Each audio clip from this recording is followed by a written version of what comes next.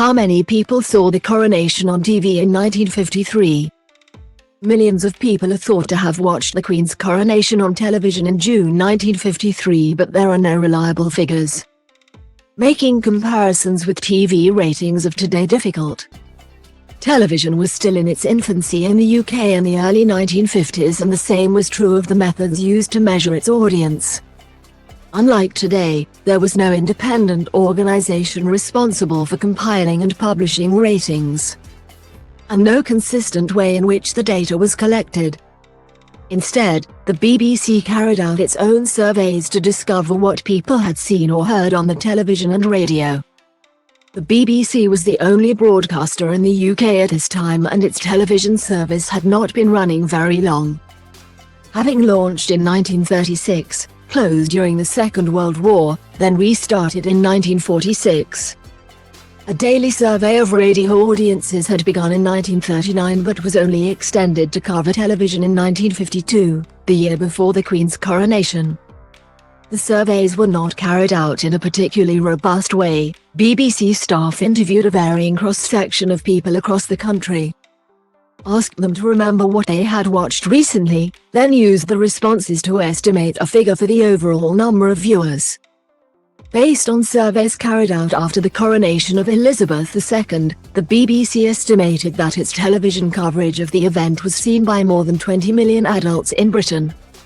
It is not clear from the source, the BBC official handbook for 1955, whether this figure includes every adult who said they watched some television at any point during the entire coverage, which ran from 10:15 a.m. to 5:20 p.m., or if it refers only to the 2.5-hour coronation service.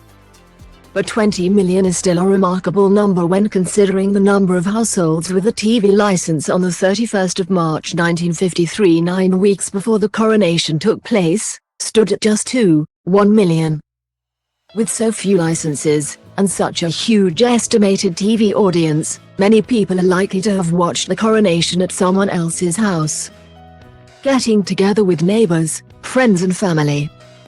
The adult population of Britain in mid-1953 is estimated to have been around 35 million. According to the Office for National Statistics, based on people aged 20 and over. This suggests that more than half of all adults in Britain saw some or all of the coronation on television.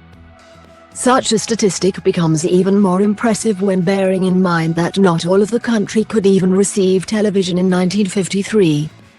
The building of 4 high-power transmitters outside London, in the Midlands, the north of England, Scotland and Wales, had only been completed in 1952. 2 low-power temporary transmitters were in the process of being built during 1953 in northeast England and Northern Ireland to boost coverage. But even by 1954 only 84% of the UK population was within range of a TV signal. The Queen's coronation was the first time a television audience outnumbered a radio audience, and it played a decisive role in boosting the popularity of the medium, as well as demand for TV sets.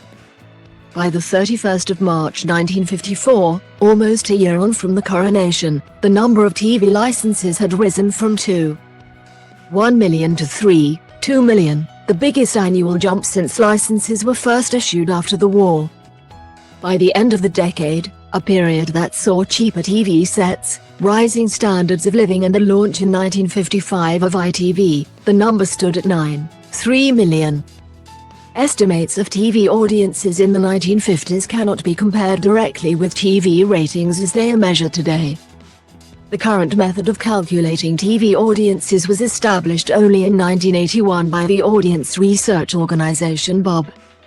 Since 1981, the highest TV audience on record was for the funeral service for Diana, Princess of Wales, in September 1997, which was seen by 31.0 million on the BBC and ITV. The funeral service of the Queen in September 2022 was seen by 26.5 million people across more than 50 TV channels.